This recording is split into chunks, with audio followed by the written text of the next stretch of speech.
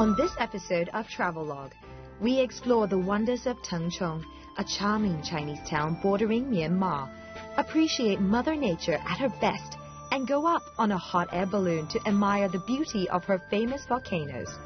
Drink straight from the source and savor the mineral-rich water in Tengchong, or stumble upon hot springs and geysers throughout the park.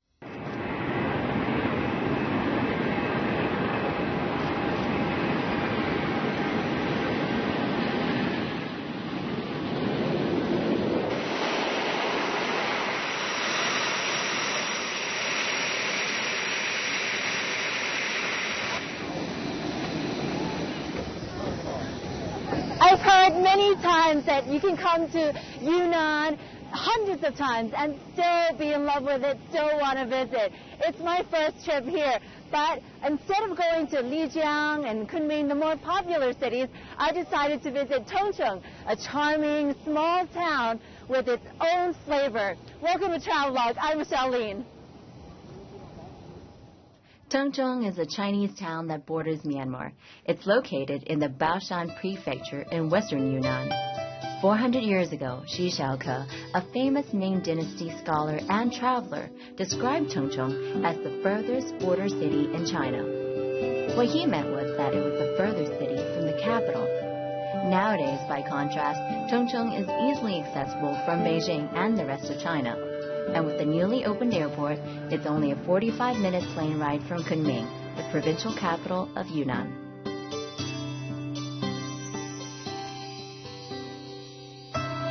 There's an old saying here in Tengchong: for every 10 mountains, there are 9 with no head. It's a reference to the ratio of volcanoes to mountains here. There are 97 volcanoes in the area. They, along with its wetlands, active geothermal fields, and volcanic lakes, make Tengchong one of the most visited locations by geologists, seismologists, and other scientists in China. Tengchong is famous for its volcanoes, so it had to be my first stop.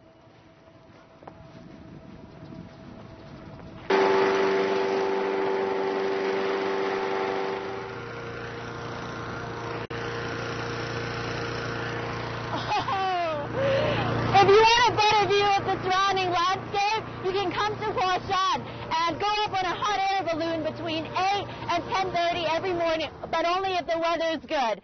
So it's risen. I'm gonna go up.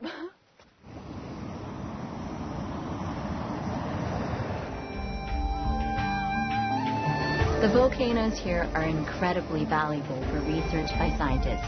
But for ordinary folk like you and me, it's a place you can come to ooh and ah over the glories of nature. The volcanoes have been dormant for years. In fact, the last volcanic eruption occurred during the Ming Dynasty about 400 years ago. All the seismic activity is a result of Tengchong's location between the Indian and Eurasian tectonic plates, where movements of the Earth's crust cause frequent earthquakes, and in the past, volcanic eruptions. In China, Tengchong takes the cake when it comes to the variety, size, preservation, and clustering of its volcanoes. Not bad considering it's one of the youngest volcanic areas in all of China. It's so beautiful. From here you can see about 5 volcanoes. The guy said that in the surrounding area alone, you'll see 5 volcano craters, and that one there is the largest.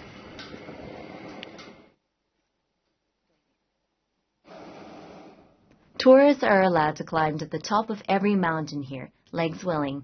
And while some attempt the more ambitious climb up the larger volcanoes to get a view of the craters, I've decided that a smaller crater, about 60 meters deep, is more suitable given the heat. If you have something to say to the world, or if you just want to mark your territory, you can go to like one of the craters and use stones to place messages inside. I think there are a couple of people doing it down there.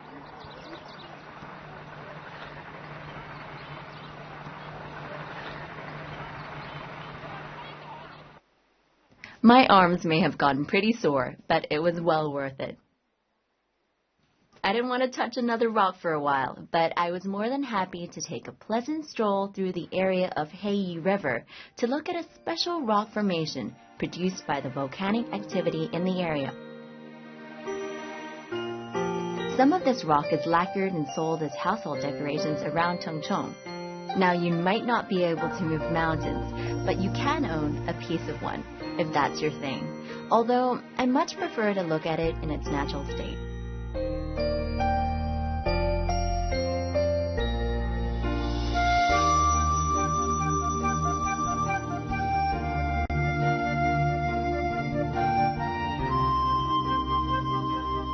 Thanks to the volcanoes, the water in Tengchong is rich in minerals. You'll often see locals using and drinking water straight from the source. There is not much need for any filtration when the water is this clean. Apparently, there are some 30 different minerals in the water here, and the locals believe that drinking it will help cure their various ailments.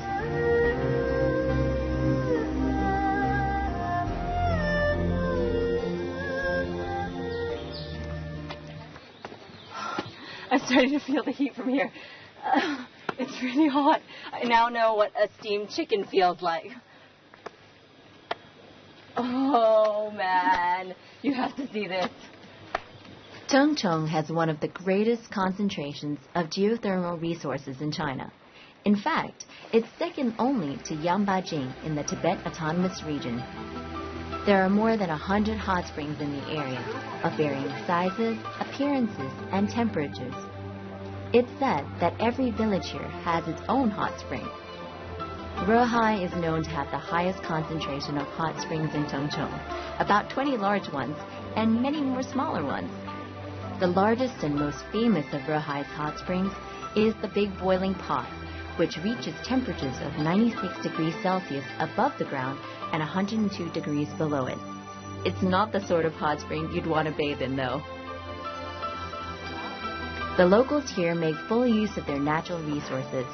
Right beside the Big Boiling Pot, you'll find a cafe of sorts, where you can sample a variety of snacks, such as hard-boiled eggs of the chicken and quail variety, peanuts, and baby potatoes. It takes 5 or 6 minutes to steam a row of eggs wrapped in a special straw cocoon, the like of which you won't find anywhere else in China. Now, I've eaten my fair share of boiled eggs, and I have to tell you, these are the best ever. According to the locals, it's the minerals in the water that give the eggs their extra kick. Aside from the famous Big Boiling Pot, you'll find many more hot springs and geysers throughout the park.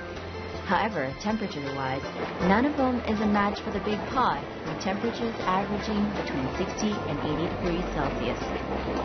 While it's pleasant to walk through the park, be prepared for the heat rising from the water. My guide told me that the amount of heat given off by the hot springs in this area annually is equivalent to what would be produced by 20,000 tons of coal. I recommend you pay special attention to the names of the hot springs, most of which are well-earned and quite charming. Well, if you can call a 10,000-year-old hot spring charming. Some of my favorites are the Frogmouth Geyser, where you'll see a collection of cone-shaped rock formations sprouting water, along with the drum-beating spring. But no prizes for guessing what that sounds like. If you prefer more privacy, there are hotels in the area that cater to those seeking a more personal experience or a longer therapeutic retreat. In this hotel, there are 18 rooms that offer in-room hot spring bath, indoor and outdoor, with water piped straight from the mountains. This is a really nice room. If you're looking to splurge a little, or, if you're on your honeymoon, I recommend this place. You can enjoy some spa treatments, dip yourself in the hot spring, and you don't even have to go very far because right outside, just a couple of steps away, is your private hot spring bath. If you're looking for a more cost-effective option, or you don't have the time to stay in Ruihai, the hotel also has a day spa facility. Along with the usual massages and facial treatments, the spa offers 16 public hot springs. For the price of ticket admission, you can spend all day trying out the different hot spring baths. Each bath has different health benefits. Some also include scents from essential oils, such as lavender for relaxation. People here certainly know how to live life. Actually, China was one of the first countries where the health benefits of a hot spring bath were discovered. That was over 5,000 years ago.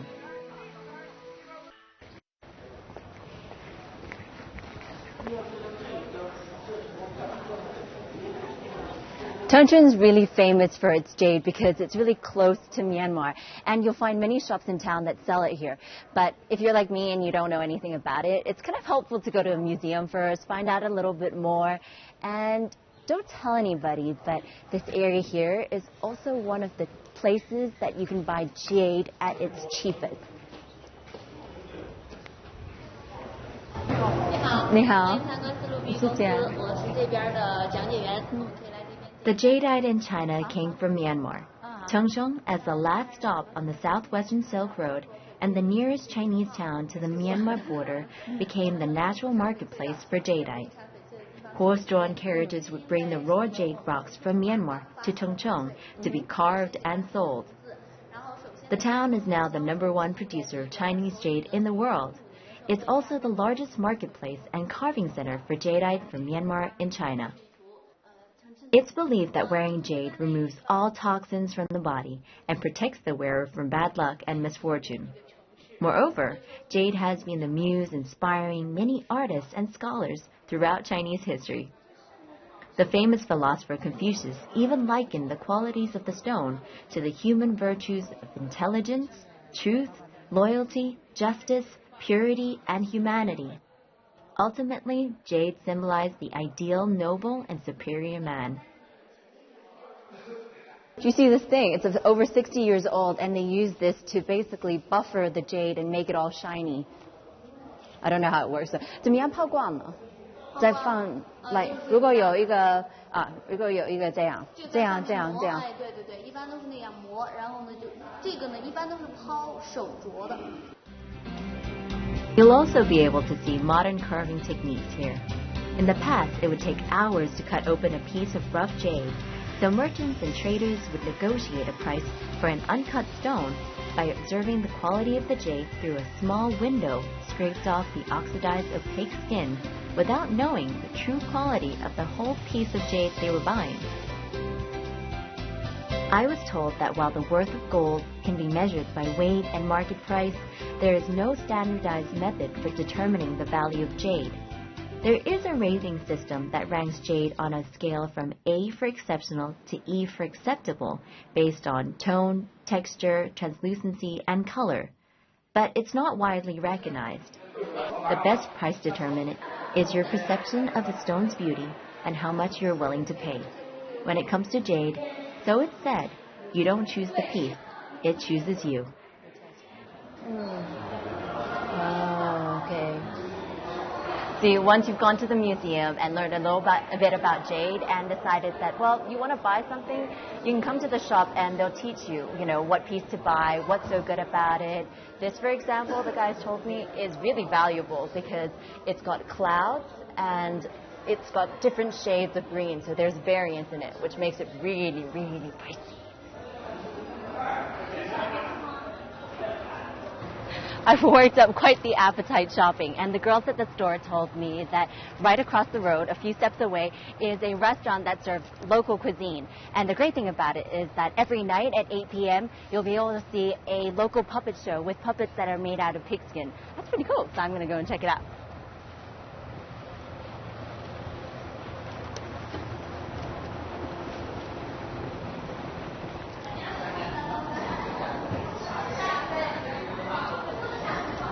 Ah, that's where the shadow puppet performance is going to take place later at 8, down there.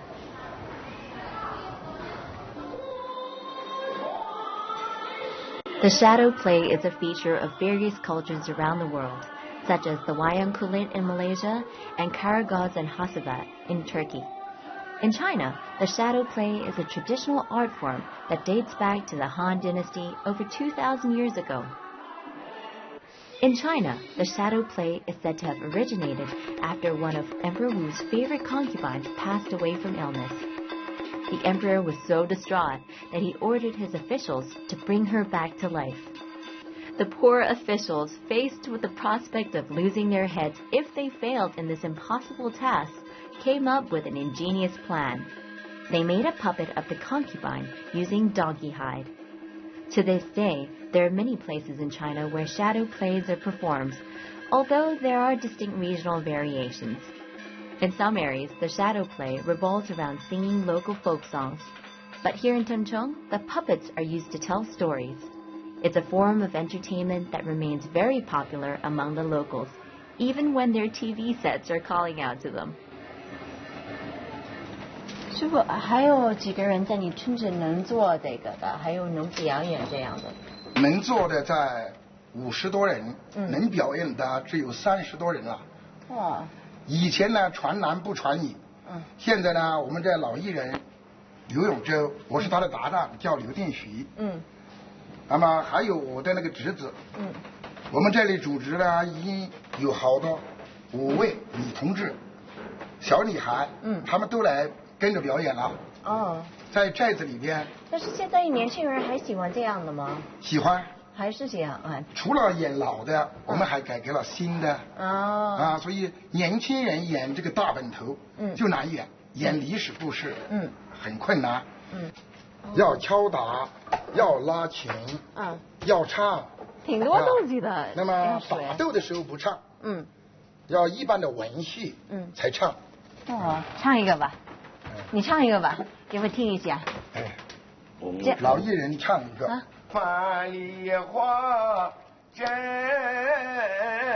稀，老艺人操一个，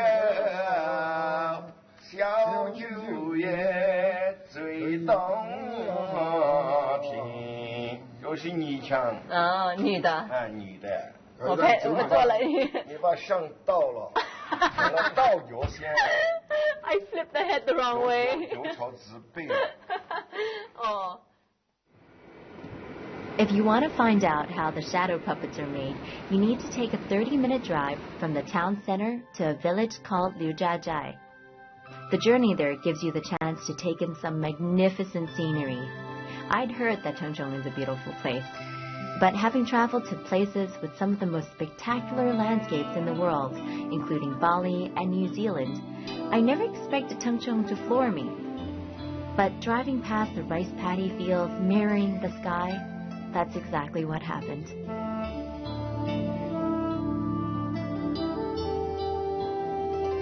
Unlike the shadow puppets in other parts of China, the Tengchong variety are made from horse skin rather than the usual donkey hide.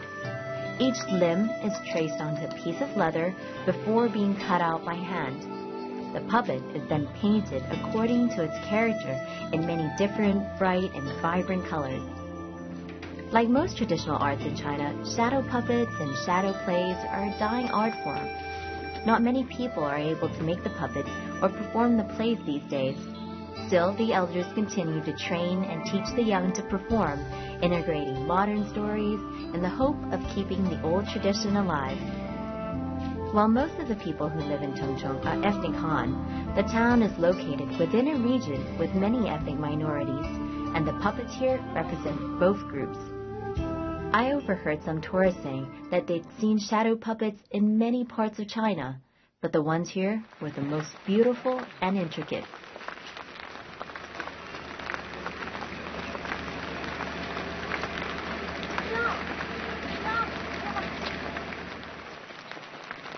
In a small village not far from Liujiajai in Tengchong, you'll find another traditional art in the form of a household item. While most prefer the plastic form these days to keep off the rain or summer heat, a traditional paper umbrella is an art form. Originally from the Fujian province, collapsible umbrellas were used in China long before they were introduced in the West during the mid-17th century. The earliest reference to umbrellas in China dates from some 2,400 years ago, when their use was confined to the imperial family and high officials on ceremonial occasions. Paper umbrellas are made in several regions of China, but they all differ. Here in Tengchong, the frames are made from bamboo and covered with oiled paper, and then decorated in a rustic and natural style. This makes them quite different from the silk versions in the south, which are decorated with delicate paintings of flowers and nature. In the past, handmade paper umbrellas were in common use throughout China, and every household in this village produced them. Nowadays, it's a dying art, and fewer than 10 families in the village still make them. This artist tells me that he's now 80 years old and has been making paper umbrellas since he was 9. In an effort to keep the art alive and carry on the tradition, he's taught his son to make them, even though they're no longer very popular. Most of the umbrellas are now sold as souvenirs or movie props for period films. It's still a treasured piece of China's history, so if you come across one on your travels, buy it and take it home. It's not just a decorative item. The ribs of these umbrellas are made from bamboo that is more than 5 years old, so they'll probably last longer than your average 10 kuai shop-bought variety. I couldn't help myself and bought a few. Now I'm just waiting for a rainy day. What do you reckon? It was well worth coming to this little village, even though it's raining outside. I mean, how often do you get to buy a paper umbrella?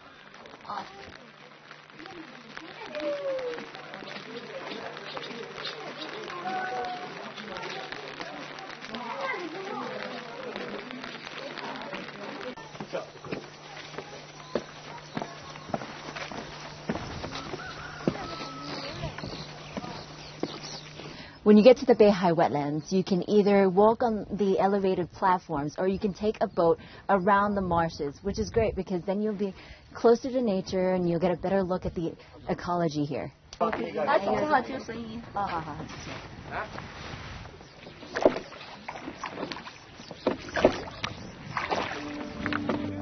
Beihai wetlands lie 12.5 kilometers northwest of Tengchong.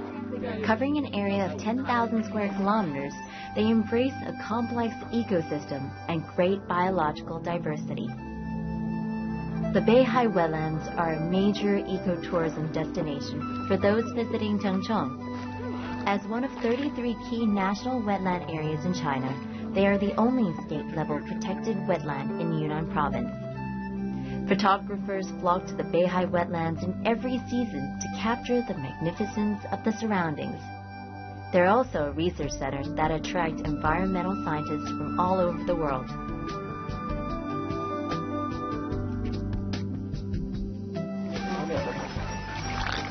So now I'm going to show you the incredible feat of walking on water. Whoa! Squidgy! It's kind of cool! Oh, it's cold.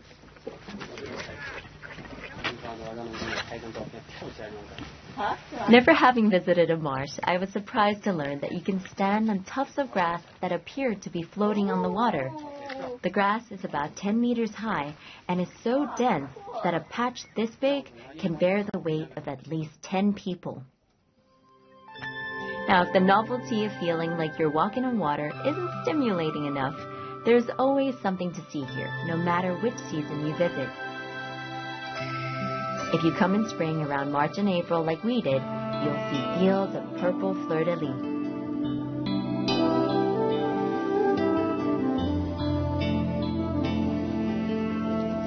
You know, when you live in a city, you tend to think that you're bigger than everybody else, that you're pretty much invincible and, you know, you're the man about town.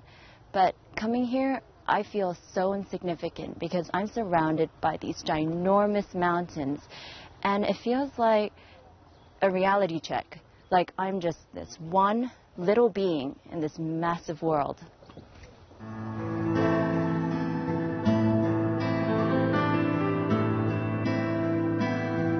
Tengchong is a small place. There's no doubt about that. But while in many bigger towns and cities, you're constantly battling hordes of tourists, I had a great time enjoying the many sights and activities this town has to offer without the long queues. The volcanoes are overwhelming, the marshlands are inspiring, and it's not every day that you get to see such beautiful works of jade and shadow puppets.